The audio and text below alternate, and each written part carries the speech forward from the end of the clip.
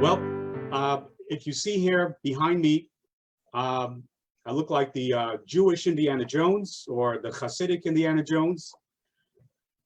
And I want to tell you that what sparked my interest in archaeology was an encounter with an archaeologist from Texas. And his name was Vendell Jones.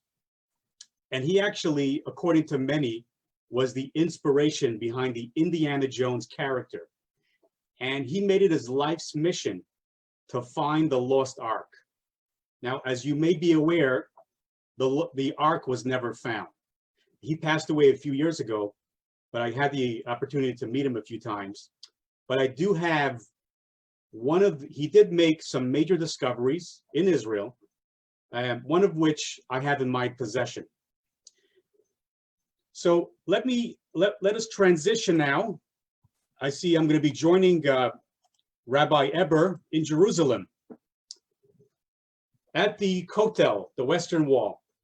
Now, if you could give me a thumbs up, how many of you have been to Jerusalem?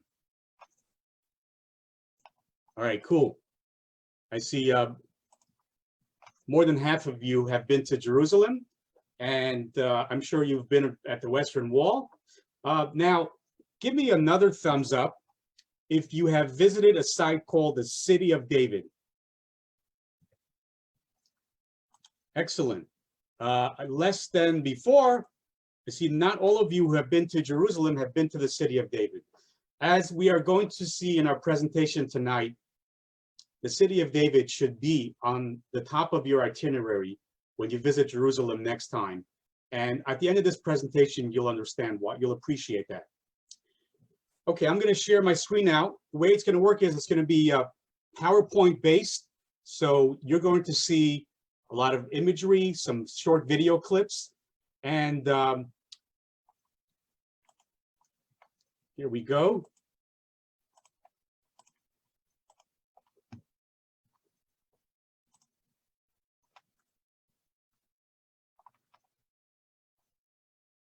All right, so the title to the presentation tonight is The Archaeological Claim to Jerusalem, Fascinating Discoveries Validate Biblical History of Jerusalem.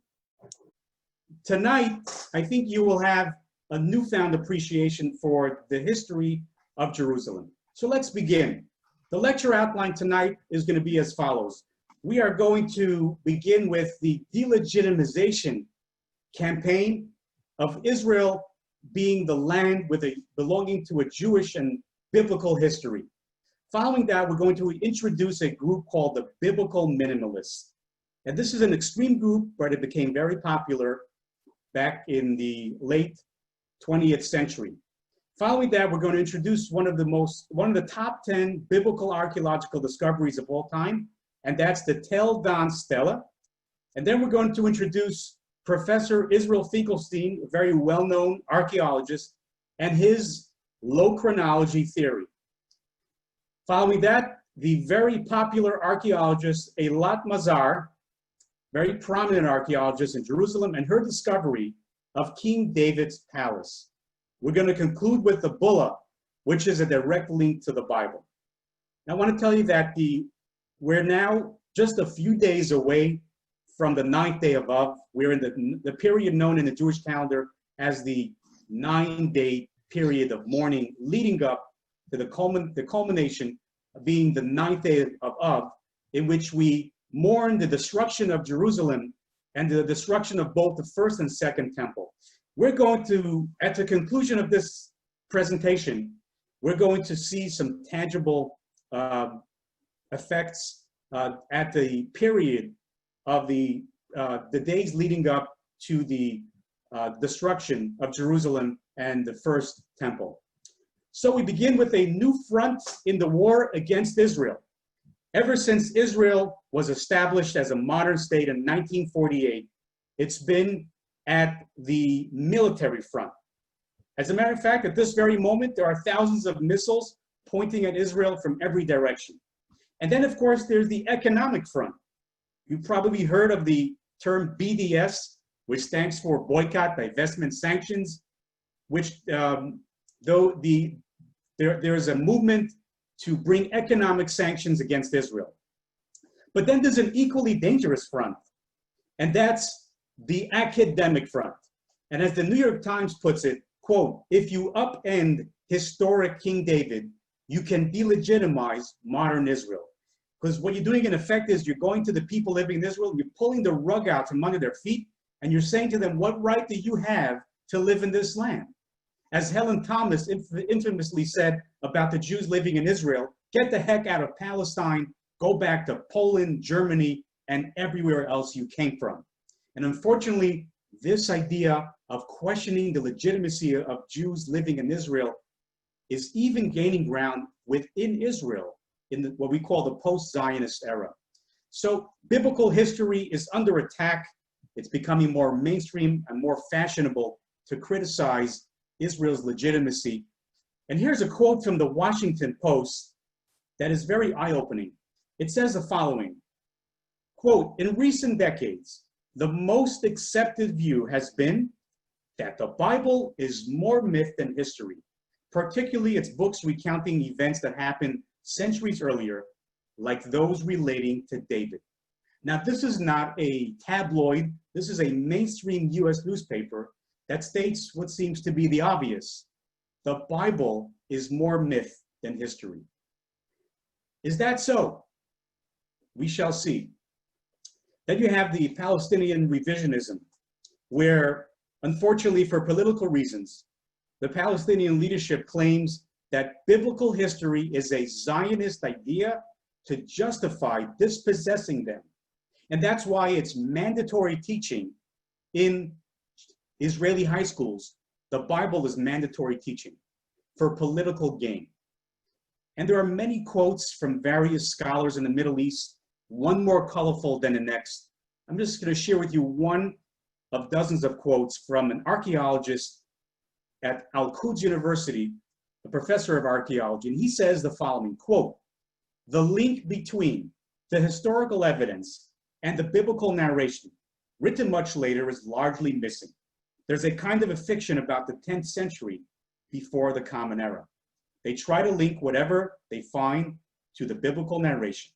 They have a button and they want to make a suit out of it. And then, of course, you are probably familiar with this infamous UNESCO resolution on Jerusalem that took place in October of 2016, where Jerusalem was simply stripped of its Jewish history. There was no mention of any Jewish historic connection to Jerusalem.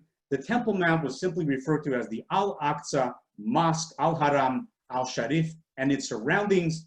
No mention of the Western Wall, any Jewish connection. It was as if Jewish history never existed in Jerusalem.